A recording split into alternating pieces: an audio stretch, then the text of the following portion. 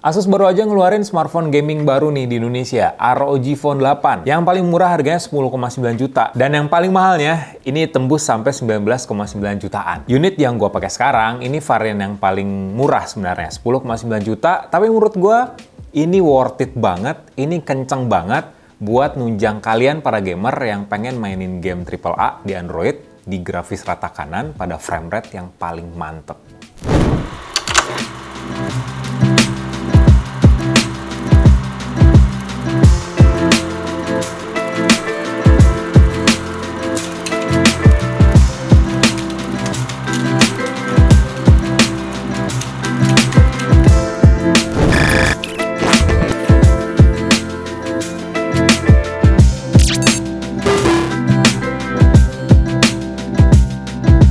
Ya, Asus ROG ini rutin banget ngeluarin smartphone gaming secara global termasuk di Indonesia. Mulai dari generasi pertama dan sekarang udah masuk ke ROG Phone 8 series. Ada 3 seri sebenarnya yang dibawa ke Indonesia, ROG Phone 8, 8 Pro, dan 8 Pro Edition. Ketiganya ini dibedakan pada desainnya, karena ROG Phone 8 yang biasa cuma nampilin logo RGB, logo ROG dengan desain RGB, sementara untuk ROG Phone 8 Pro dan Pro Edition itu pakai semacam Animatrix, pakai LED yang bisa di-customize, nggak cuma nampilin logo aja, tapi sampai ke kata-kata juga bisa ditampilin di bagian belakangnya. Sama RAM dan memori yang beda juga. Unit yang gua pakai sekarang ini RAM-nya 12GB dengan storage 256GB, jadi udah paling standarnya. Tapi ngomongin soal dapur pacunya, ini setara banget. Mau yang Pro kayak Pro Edition kayak bahkan yang standar, prosesornya sama. Kayaknya gue bakal bahas banyak di bagian performance dulu nih. Karena menurut gue desain dari smartphone ini biasa aja sih. Jadi gue tuh kagum banget sama performance dari ROG Phone 8. Snapdragon 8 Gen 3, tapi bener-bener gaspol banget kemampuan chipsetnya. Kayak nggak dikasih batasan gitu oleh Asus dan juga Qualcomm. Jadi bener-bener 100% performanya dikeluarin. Terbukti dengan hasil AnTuTu benchmark dari smartphone ini. Jadi, gua tuh ngetes, karena kebetulan gua udah pakai beberapa smartphone yang pakai Snapdragon 8 Gen 3, dan gua sekarang pakai Asus ROG Phone 8, gua tes di AnTuTu benchmark aja misalnya, skor dari smartphone ini tuh tembus 2,17 juta poin. Itu tuh selisihnya jauh banget dibandingin sama iQOO 12 dan juga Xiaomi 14 yang pakai chipset yang sama. Selisihnya tuh hampir 100 ribuan poin sama dua smartphone tadi. Bener-bener signifikan loh itu perbedaan skornya, padahal chipsetnya sama. Bahkan iQOO 12 pun RAM-nya udah 16GB dengan storage 512GB. Jadi secara spesifikasi di atas kertas harusnya iQOO 12 dong yang lebih kenceng dari Asus ROG Phone 8. RAM-nya udah LPDDR5X, terus juga memorinya UFS 4.0, tapi ya tetap SoC dari smartphone ini bener-bener digasin sama Asus. Performance-nya 100% dikasih. Gue pun ngelakuin berbagai uji benchmark, jadi nggak cuman AnTuTu benchmark aja. Kayak 3D Mark misalnya. Di 3D Mark gue nyobain 2 kali tes yang dilakukan secara kontinu. Yang pertama with live stress test. Jadi tes ini tuh ngelooping 20 kali grafis yang lumayan berat untuk nguji seberapa stabil kemampuan GPU dari Snapdragon 8 Gen 3 di Asus ROG Phone 8. Skornya edan sih. Maksimal best loopnya, best skornya itu 18 ribuan poin. Sementara skor yang paling rendahnya itu 14 ribuan poin. Stabilitasnya 79,2%. Jadi ya cukup oke lah untuk sebuah smartphone gaming dengan performa yang bener-bener digaspol nih. Cuman ada impact-nya. Performa yang bener-bener dimaksimalin oleh Asus, tapi ada impact-nya, ada dampaknya pada Asus ROG Phone 8. Dampaknya adalah suhu yang naik signifikan. Bayangin, kalian pegang smartphone, bodinya aluminium, tapi suhunya 55 derajat. Kalian bakal pegang nggak HP-nya? Gue sih enggak ya, karena pas HP ini beres, ngelaluin with live stress test, dengan suhu tembus 55 derajat, gue sama sekali nggak mau megang smartphone ini, karena panas banget. Ya, dari Asus Zenfone series, sekarang ROG Phone series, Asus tuh memang dikenal HP setrikaan sih. Karena panasnya. Cuman gue sadar kenapa bisa panas banget, beda banget lah feel-nya dengan iQOO 12 maupun Xiaomi 14 yang udah gue pakai. Ya karena performance dari smartphone ini nggak dibatasin. Bener-bener dikerahkan gitu, performanya maksimal buat para gamer. Dan yang menarik, setelah gue ngelakuin with live stress test, gue langsung continue ke SolarBay stress test. Ini tes yang lebih tinggi lagi daripada with live, jadi grafiknya lebih kompleks lagi. Ngeloopingnya tetap sama 20 kali. Di SolarBay, skornya 8.000-an, 8.700 700-an poin dengan stabilitas 86,7%. Jadi stabilitasnya masih di atas 79% nih. Masih sangat bagus untuk sebuah smartphone gaming kayak gini, di mana frame rate-nya itu frame rate paling tingginya di 39 fps. Di Wildlife Stress Test sendiri, frame rate-nya tembus 137 fps. Meskipun ada agak sedikit drop frame rate sampai ke 50 fps pada jelang looping yang terakhir. Jadi, smartphone ini sempat ngalamin penurunan performa karena suhu yang meningkat signifikan di akhir-akhir pengujian. Gue pun ngelakuin benchmark lainnya di PCMark. Skornya tinggi banget, 21 ribuan poin. Tapi di sini kelihatan kalau smartphone ini mengerahkan performanya di bawah 80%. 100% itu ketika mengawali simulasinya, tapi benchmark seterusnya itu masih berada di 80% performanya, sekitar 60-70%. Cuman ya, menurut gue ini hasil benchmarknya udah maksimal yang diraih oleh Asus ROG Phone 8, dan gue nggak nyalain X-Mode sama sekali. Karena 3 aplikasi ini, ketika gue nyalain, X-Mode-nya tuh otomatis nyala. Jadi X-Mode itu adalah salah satu fitur untuk ningkatin performance dari Asus ROG Phone 8. Nah, gue matiin biar tahu aja gitu skor standar dari smartphone itu seberapa. Gue yakin sih kalau dinyalain X-Mode pasti lebih tinggi lagi. Asus ROG Phone 8 ditenagain sama baterai yang kapasitasnya 5500 mAh. Fast chargingnya meningkat nih, jadi 65 watt dan udah ngedukung wireless charging juga 15 watt. Jadi smartphone gaming ini tuh udah kayak HP flagship, wireless charging juga udah ngedukung gitu ya. Jadi gue tuh nguji baterai smartphone ini nggak kayak biasanya. Jadi gue ngujinya tuh bener-bener main game. Gue sebenarnya nggak main game full sih, tapi gue mainin game casual mobile gitu ya, game standar, tapi autohan, jadi nge-grinding aja otomatis sampai baterainya bener-bener habis. 10 jam smartphone ini bisa bertahan mainin game Android dari 100% sampai ke 5% baterai sisanya. 10 jam tepat pastinya. Dan untuk ngecasnya, fast charging 65 watt ini bisa ngisi baterai dari 6 sampai 100% cuman 50 menit aja. Ingat, ini 5500 mAh, lumayan gede loh dibandingin sama smartphone lain yang masih 4000 atau 5000-an mAh. Dan yang menariknya, adapter charger yang dikasih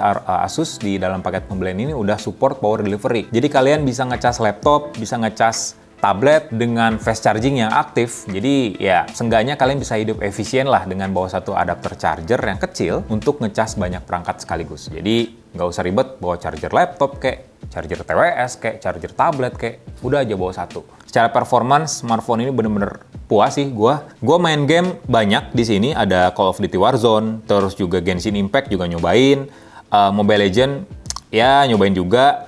Terus juga PUBG Mobile sampai ke Asphalt, gue nyobain game-game yang lumayan berat lah ya. Di Asus ROG Phone 8, semuanya rata kanan grafiknya. Enggak usah ditanyain lagi lah, frame rate-nya pasti di atas 60 fps. Yang menarik dari gue adalah, ada 2 fitur gaming di sini yang benar-benar memaksimalkan experience gue sebagai gamer gitu. Yang pertama, Armoury Crate. Di Armoury Crate ini, kita bisa customize performance Asus ROG Phone 8 per games yang kita mainin. Jadi kita bisa nyalain X-Mode atau bisa nyalain Advanced Mode. Nah, di Advanced Mode ini kita bisa semacam overclock lah, ala-ala di laptop gaming, tapi ini bedanya nge-overclock performance dari Asus ROG Phone 8. Variabelnya lumayan banyak, ada CPU, ada GPU, kita bisa ngeset performanya sesuai kebutuhan, tapi syaratnya, Asus ngasih syarat di situ, kita harus pakai Aero Active Cooler. Cuman sayangnya, gua nggak ada nih aksesoris Aero Active Coolernya, jadi ya gue sebenarnya nggak pakai Advanced Mode, gue pakai mode yang udah disediain, yakni X Mode. Sama aja sih sebenarnya, performance-nya bener-bener gila untuk sebuah smartphone dengan Snapdragon 8 Gen 3. Nah, di Game Genie ada fitur lain nih, fitur gaming lainnya adalah Game Genie. Nah, di Game Genie ini kita bisa ngaktifin semacam pop-up menunya pas kita lagi main game. Cuman swipe dari atas layar ke bawah, itu langsung keluar Game Genie-nya. Kita bisa ngatur banyak hal di situ. Ada pengaturan makro, air triggers. Jadi air triggers tetap dipertahankan di Asus ROG Phone 8 sampai ningkatin kualitas warna dan juga frame rate dari game yang kita mainin. Jadi secara fitur udah lengkap banget lah Asus ROG Phone. Beneran mirip feel-nya kayak kita main game di laptop gamingnya Asus ROG. Jadi performance dan experience gue ketika main game di smartphone ini beneran nggak ada celah.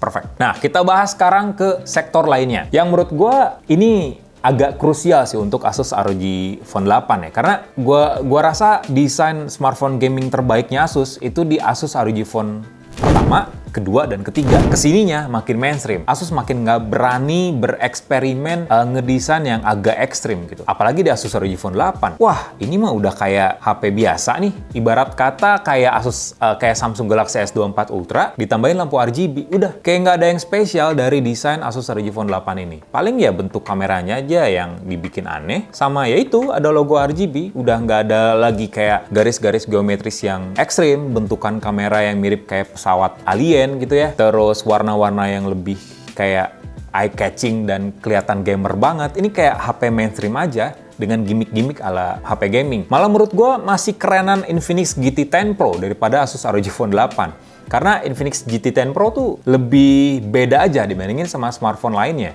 Ya, emang itu smartphone gaming kelas menengah, tapi ya Infinix agak serius tuh ngegarap desain HP gamingnya. Tapi Asus makin kesini makin main aman soal desain di Asus ROG Phone Series. Apalagi, gue juga sempet denger dan sempet nulis juga, kalian bisa lihat di Uzone beritanya, bakal ada Zenfone 11 Ultra dengan desain yang mirip Asus ROG Phone 8. Cuman beda, nggak ada logo RGB-nya doang. Ya, berarti secara nggak langsung Asus tuh kayak, ya sekali ngedesain 2 HP. Jadi kayak entah itu menghemat atau gimana gue nggak ngerti, tapi gue kecewa sih dengan desain Asus ROG Phone 8 yang makin kesini tuh makin mainstream, gak ada pembedanya dibandingin sama smartphone flagship ataupun smartphone premium lainnya. Tapi ada nilai plusnya. Yang pertama, dia udah dilapisin sama Gorilla Glass Victus 2. Yang kedua, udah pakai frame aluminium. Dan yang ketiga, IP68 coy. Bisa main game di kolam renang kayaknya. Ya, keren lah. Ada plus minus dari desain smartphone ini. Untuk layarnya, Asus ROG Phone 8 pakai panel LTPO A6 AMOLED dari Samsung. Jadi udah pasti gonjreng. Kualitasnya mirip kayak iQOO 12, cuman beda di resolusi. Resolusinya lebih rendah, ini Full HD doang, jadi bukan 1200p kayak di iQOO 12. Kelebihannya ya, dia udah ngedukung refresh rate sampai 165 Hz, udah ada HDR10 juga, intensitas cahaya sampai 2500 nit untuk peak mode-nya, dan udah support in-display fingerprint sama ya tadi, udah dilapisin sama Gorilla Glass Victus 2. Nah, yang menarik, ada hal yang jadi pembeda di bagian depan Asus ROG Phone 8, sekarang udah nggak pakai bezel tebel di atas dan bawahnya. Sekarang Asus beneran kayak ngerancang HP ini ya kayak mainstream aja, sekarang lebih bezel-less, dan juga ada punch hole di bagian atasnya. Kalian suka yang sebelumnya atau yang sekarang? Komen di bawah. Ini nih yang gue suka dari Asus nih. Meskipun HP ini tuh HP gaming, tapi Asus tuh selalu ngasih komposisi kamera yang bener-bener mentereng, yang bener-bener bagus. Ini udah kebukti lah di ROG Phone Series di sebelum-sebelumnya, itu punya sensor kamera yang bagus gitu, yang bener-bener bisa dipakai buat ngonten, nggak cuma buat main game aja. Termasuk di ROG Phone 8, smartphone ini udah pakai kamera yang biasa dipakein di smartphone flagship. 50 megapiksel dengan sensor Sony IMX890, dan yang menarik, OIS atau Optical Image Stabilization di smartphone ini tuh udah didukung sama teknologi gimbal. Kalian kalau tahu ya, stabilisasi gimbal ya ada di Vivo X Series, ada di Zenfone 10 dan Zenfone 9 gitu, dan sekarang ada di Asus ROG Phone 8. Jadi gimbal di smartphone ini tuh pakai teknologi 6-axis Hybrid Gimbal Stabilizer 3.0.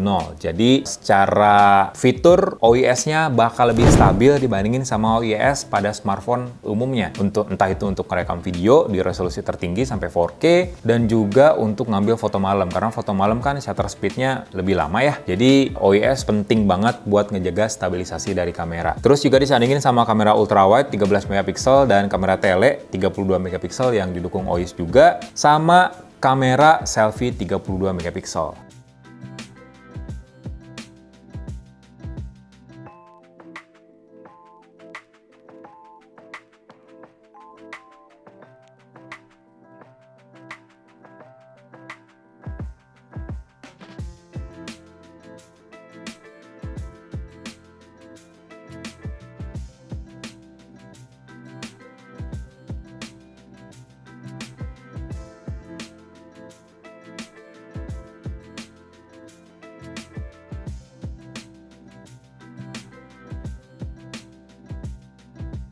Untuk harga 10,9 juta, kalau gue punya budget segitu dan emang pengen main game banget gitu ya, hardcore gamer, ya Asus ROG Phone 8 emang layak buat dipilih sih. Ketimbang kalian harus ngeluarin sampai 14,9 juta gitu ya untuk ROG Phone 8 Pro, atau bahkan Pro Edition yang 19,9 jutaan. Kayaknya mendingan HP ini aja sih. 10,9 juta, RAM-nya udah gede, memorinya gede, prosesornya pun sama, Snapdragon 8 Gen 3. Gue selalu terkesan dengan fitur-fitur gaming dari Asus ROG Phone Series, termasuk di ROG Phone 8 8 yang sekarang. Armoury Crate-nya lengkap fiturnya untuk memaksimalkan performance smartphone pas kita main game.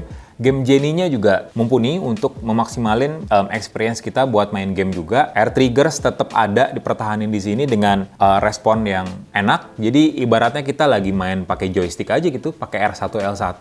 Jadi memudahkan banget pas kita main Battle Royale. Buat nembak, buat ngeker gitu ya. Ini lebih asik daripada pakai konfigurasi 4 jari di layar, kayak lebih sesek aja. Secara build quality ya emang bagus sih, karena smartphone ini udah IP rating, IP68, jadi tahan air dan juga tahan debu. Yang gak gua suka adalah desainnya, karena terlalu mainstream, jadi kayak nggak ada pembeda aja antara smartphone gaming dengan smartphone flagship. Meskipun gua tahu smartphone flagship pun pakai spek yang rata kanan juga, kayak Asus ROG Phone 8.